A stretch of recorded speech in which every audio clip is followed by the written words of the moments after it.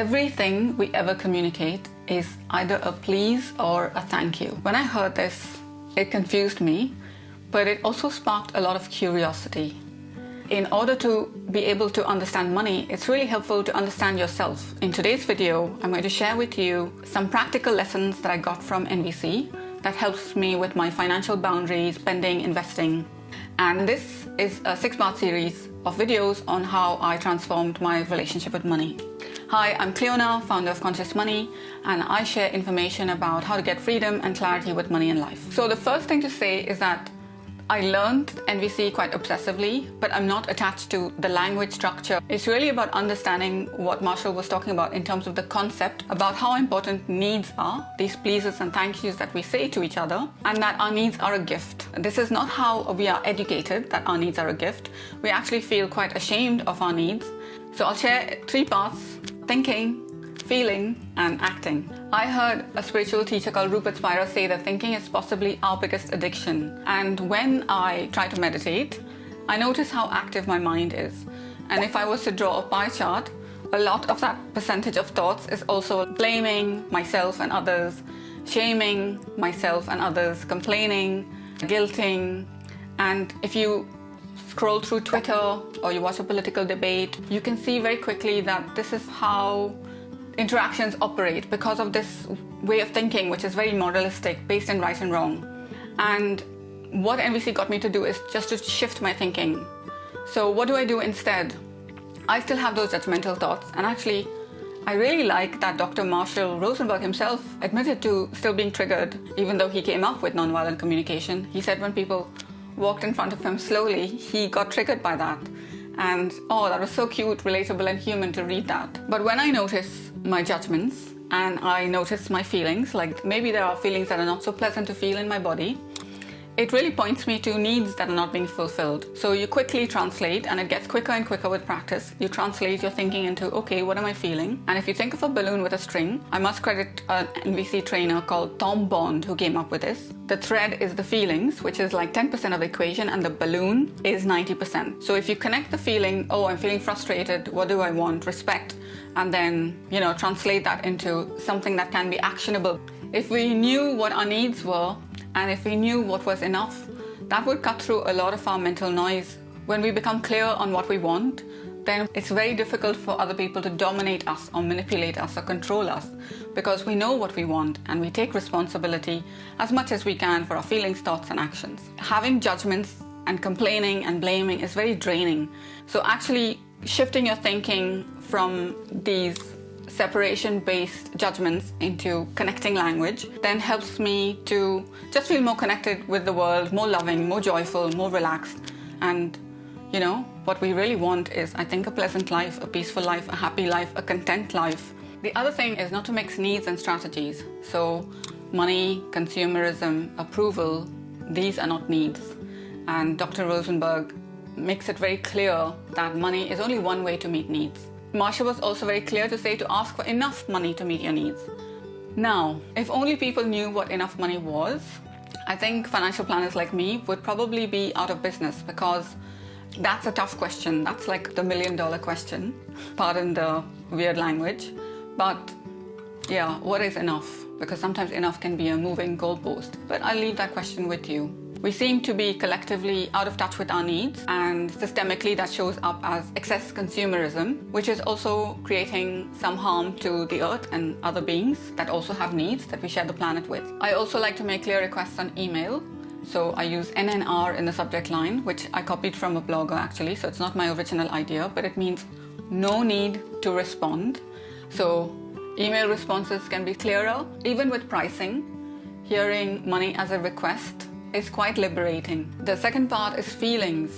We're not very feelings literate, and a lot of the young people and teenagers are experiencing a lot of anxiety, mental health issues. NVC talks about feelings as a clue to needs that are met or unmet, and that when we have pleasant feelings, it's more likely that our needs are getting fulfilled, and if we have unpleasant feelings, it's more likely that our needs aren't getting fulfilled, and that anger and rage and things like that are just information.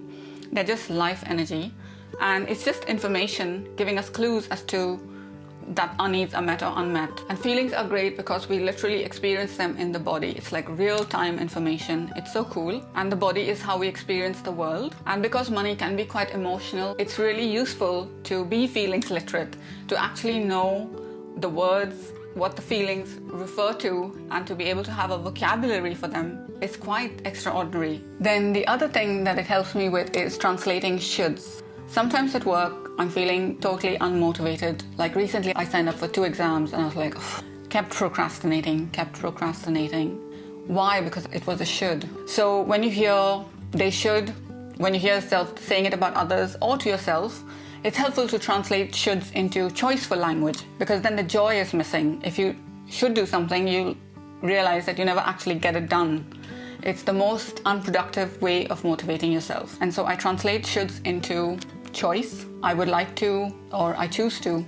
Marshall Rosenberg also talks about a gratitude practice. Now, I'm sure you've heard this before, and gratitude journals, but in NVC, gratitude is something quite specific where you can express to other people how their actions supported your well-being. And when you express gratitude and you can connect and give feedback clearly to people, it actually just lights them up, because people want to contribute and support your well-being. That is one of our needs. We enjoy contributing to others. Gratitude actually starts to change the neurocircuitry of your brain, because you release dopamine, you release serotonin. These are things that help us influence our moods and help us to feel good. And the other thing is you're constantly shifting your attention to what's going well in your life, in your world. And you start to notice more and more things that you could be grateful for.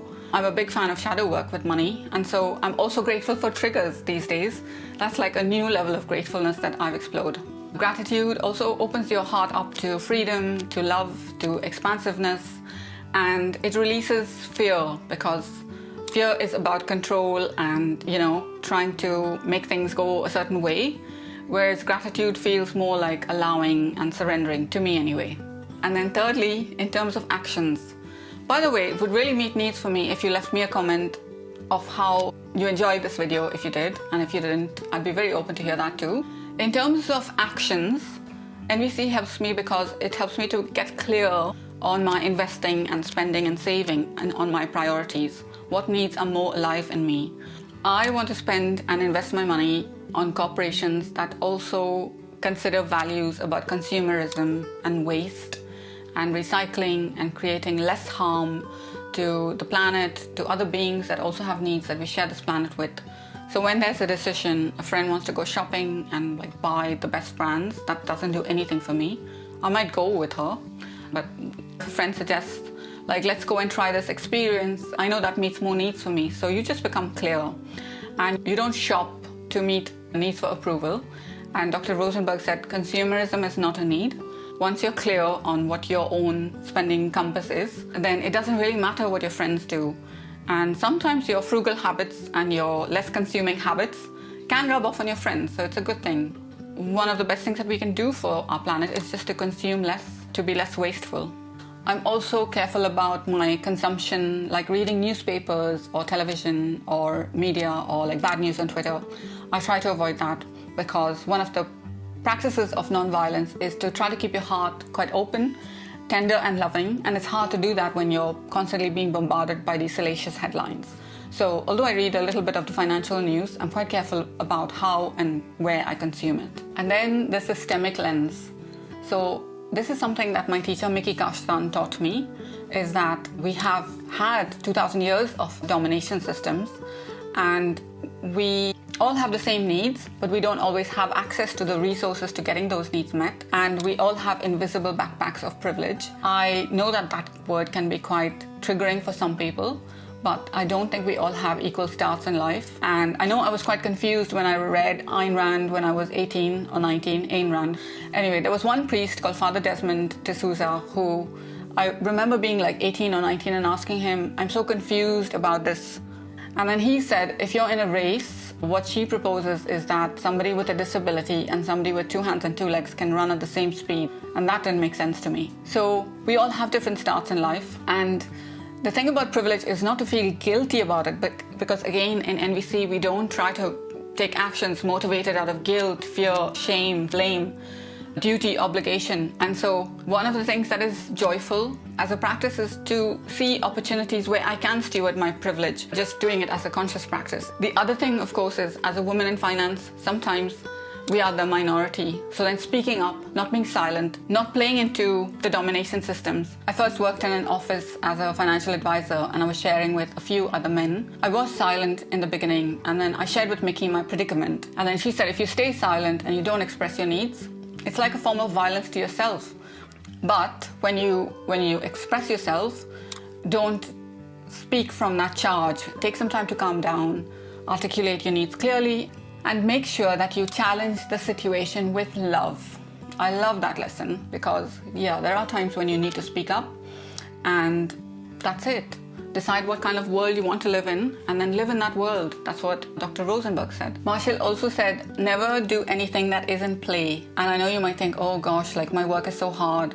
So for example, like if you're a neurosurgeon and you're working 23 hours a shift or something, how can that feel like play? But I think what he meant was to bring that choiceful joy of a child, not to do work motivated by duty, obligation, guilt, but to do it with this joy. And actually, when you check in, when people ask you, so this is where the financial boundaries also come in, because if you start to feel resentful, then it's a good clue that something's out of sync and you're not feeling that joy. You notice when you're feeling resentful, and then that's a clue, okay, unmet needs, okay, what do I need to do? How do I make a clear request?